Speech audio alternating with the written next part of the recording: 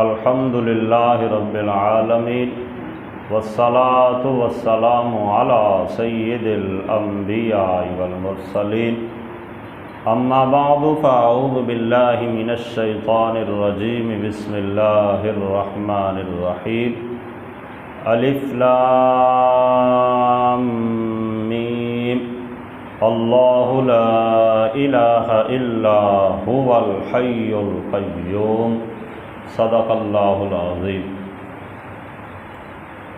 احباب دی وقار، آج ہمیں سورہ آل عمران کی پہلی 2 آیات پڑھنے کی سعادت حاصل ہو رہی ہے۔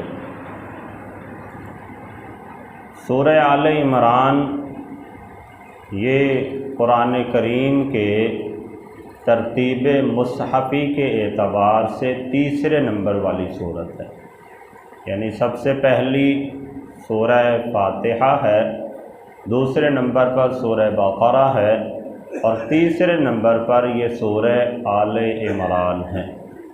قرآن کریم کی طویل صورتوں کے حساب سے دیکھا جائے تو یہ قرآن کریم کی دوسری بڑی صورت ہے۔ سب سے بڑی سورہ بقرہ ہے اور اس کے بعد پھر سورہ آل عمران ہے۔ یہ جو سورہ آل عمران ہے یہ مدنی ہے۔ مدنی سے مراد یہ ہے کہ یہ ہجرت مدینہ کے بعد نازل ہوئی ہے۔ نبی علیہ الصلاۃ والسلام کی احادیث سے اور مفسرینوں کے تشریح سے اس سورہ آل عمران کے اور بھی کچھ نام ہمیں معلوم ہوتے ہیں۔ اس سورت کا نام آقا کریم صلی اللہ علیہ وسلم نے سورہ زہرا بھی رکھا ہے۔ اسی طرح اس سورت کا ایک نام سورہ کنز بھی رکھا گیا اور ایک نام اس کا سورہ طیبہ بھی ہے۔ عام طور پہ جو قرآن کریم کے اندر اس سورت کا نام درج کیا جاتا ہے اور جس نام سے یہ سورت مشہور ہے اس نام کو آل عمران کہا جاتا ہے۔ آل عمران سے مراد ہوتا ہے عمران کی اولاد۔ حضرت سیدہ مریم سلام اللہ علیہ ان کے والد گرامی، تو یہ آل عمران سے مراد ہے عمران کی اولاد۔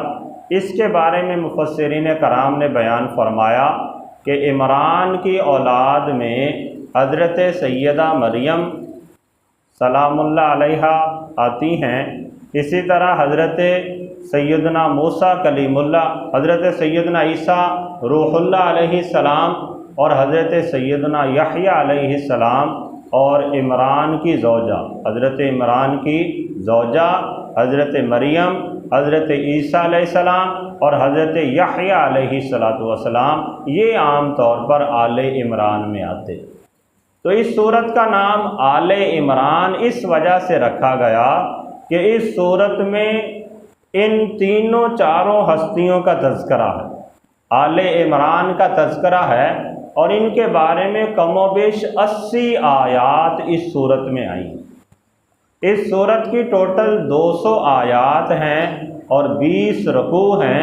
ان 200 آیات میں سے کم و بیش 80 آیات ایسی ہیں جس میں حضرت عمران کی آل کا تذکرہ ہے، یعنی کہیں حضرت عیسیٰ علیہ السلام کا تذکرہ ہو رہا ہے، کہیں حضرت یحییٰ علیہ السلام کا تذکرہ ہو رہا ہے، کہیں حضرت مریم علیہ السلام کی بات ہو رہی ہے۔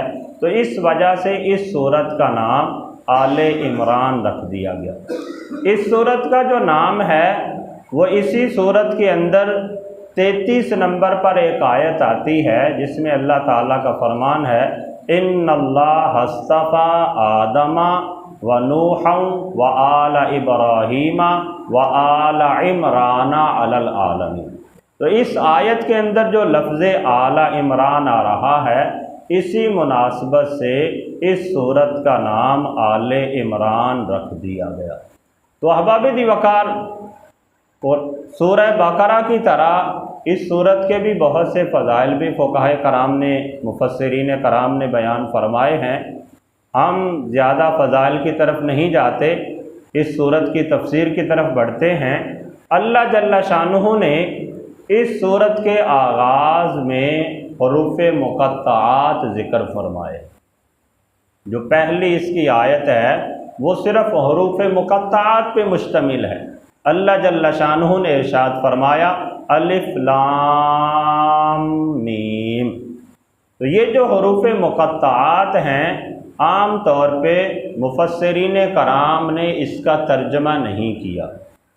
जैसे ये हरूफ मुक़त्तआत हैं तर्जमे में भी वैसे ही लिख दिए जाते हैं, या किसी ने को थोड़ी बहुत तशरीह करने की कोशिश की भी सही तो बिल आखिर यही लिख दिया कि ये अल्लाह और उसके हबीब अलैहिस्सलातु वस्सलाम के दरमियान राज हैं, आम लोगों को इनके मानी और मफ़हूम के बारे में इल्म नहीं है। फिर ये जो सूरह आले इमरान है इसकी सूरह बकरा के साथ कुछ एतबार से मुनासबत है।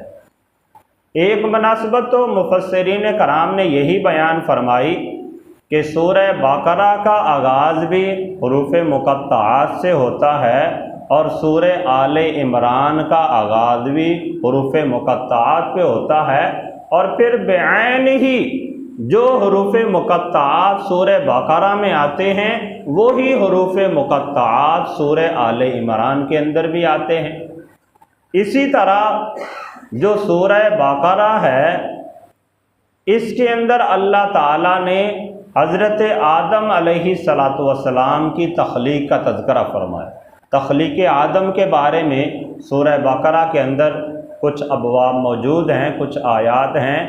इसी तरह ये जो सूरह आले इमरान है इसमें हज़रत ईसा अलैहिस्सलातु वस्सलाम के किस्से, उनकी पैदाइश और उनका तज़किरा मौजूद है। तो इस एतबार से भी इन दोनों में कुछ मुनासबत है कि हज़रत आदम अलैहिस्सलाम और हज़रत ईसा अलैहिस्सलाम ये दोनों ऐसी हस्तियां हैं कि इनका दुनिया के अंदर आने का जो अंदाज है वो आम दस्तूर से हटकर है कि हज़रत आदम अलैहिस्सलाम को अल्लाह ताला ने बग़ैर माँ के और बग़ैर बाप के पैदा फरमा दिया, और हज़रत ईसा अलैहिस्सलाम वो हस्ती हैं कि जिन्हें अल्लाह ताला ने बग़ैर बाप के पैदा फरमा दिया और इन्हें रूहुल्लाह का लक़ब अता फरमाया।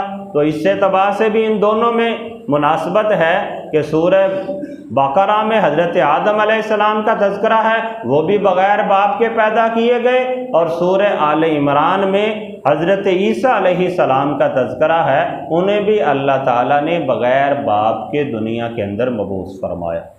फिर इसी तरह इन दोनों सूरतों के अंदर एक मुनासबत ये भी है कि सूरह बकरा में आम तौर पर यहूद का तज़किरा है और सूरह आले इमरान में आम तौर पे नसरानियों का तज़किरा है, यानी अहले किताब में से हैं, वो भी अहले किताब में से हैं, ये भी अहले किताब में से हैं। तो एक में यहूद का तज़किरा हुआ, एक में नसारा का तज़किरा हुआ, एक में यहूद का रद्द किया गया, एक में नसारा का रद्द किया गया। तो इस एतबार से भी इनके दरमियान आपस में कुछ मुवाफ़क़त है। तो ये चंद मुवाफ़क़तें, मुनासबतें मुफस्सिरीन कराम ने बयान फरमाई कि जिस बुनियाद पे इन्हें इकट्ठा किया गया।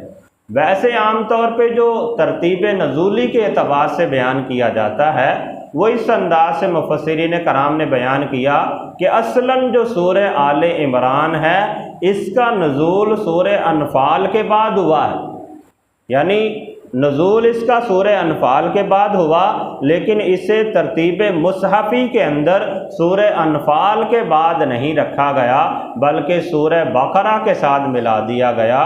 तो इसकी कुछ मुनासबतें थीं, इस एतबार से इन दोनों सूरतों को इकट्ठा कर दिया गया। बाकी सबसे बढ़कर बात तो ये है कि जो हमें हमारे सलफ़ सालिहीन ने आका करीम सल्लल्लाहु अलैहि वसल्लम ने जिस अंदाज से तरतीब बयान फरमा दी उसी अंदाज से वो चलती रहेगी। तो अहबाब वक़ार इसकी जो पहली आयत है वो सिर्फ़ हरूफ मुक़त्तआत पे मुश्तमिल है। उनकी मुराद को अल्लाह और उसका हबीब ही बेहतर जान सकता है। और जो दूसरी आय बैयिना है इसमें अल्लाह जल्ल शानुहु ने इरशाद फरमाया अल्लाहु ला इलाहा इल्ला हुवल हय्युल क़य्यूम, कि अल्लाह है उसके सिवा कोई इबादत का मुस्तहिक नहीं। हुवल हय्यु, وہ ہمیشہ سے زندہ ہے، القیوم، اور نظام عالم کو قائم رکھنے والا ہے۔ تو اللہ جل شانہ وہ ہستی ہے، وہ ذات ہے کہ کوئی اس کے علاوہ معبود نہیں، وہی وحدہ لا شریک ہے، اور وہ ایسی عظیم ذات ہے کہ جو ہمیشہ سے ہے اور ہمیشہ رہے گی۔ وہ ازلی ابدی ہے، نہ اس کی کوئی ابتدا ہے نہ اس کی کوئی انتہا ہے، اور وہ خود بھی ہمیشہ ہمیشہ سے قائم ہے اور قائم رہنے والا ہے، اور دیگر چیزوں کو بھی وہ قیام بخشنے والا ہے۔ تو دنیا کے اندر جتنی بھی چیزیں ہیں، چاہے زمین و آسمان ہے، ہزاروں کی تعداد میں مخلوقات ہیں، ان تمام کو قائم رکھنے والی ذات اللہ جل شانہ کی ہے۔ تو اس سورہ مبارکہ میں اللہ جل شانہ نے ابتداءً تو اپنی وحدانیت کا تذکرہ کیا، اپنی حیات عبدی کا تذکرہ کیا، اور اس کے ساتھ ساتھ یہ تنبیہ فرمائی کہ رب تعالیٰ ایسی ذات ہے کہ جو تمام عالم کے نظام کو قائم رکھنے والا ہے۔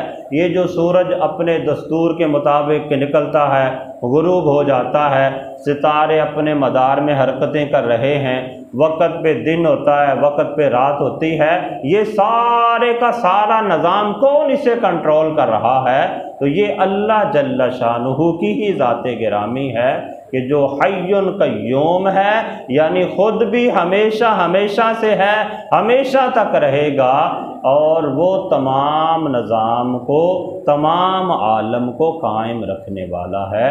اللہ تعالیٰ کی بارگاہ میں دعا ہے کہ اللہ تعالیٰ ہمیں کما حقہ اللہ وحدہ لا شریک کی عبادت کرنے کی، اس کی قدرتوں پر ایمان رکھنے کی، اور اللہ جل شانہ سے کمال درجے کی محبت عطا فرمائے۔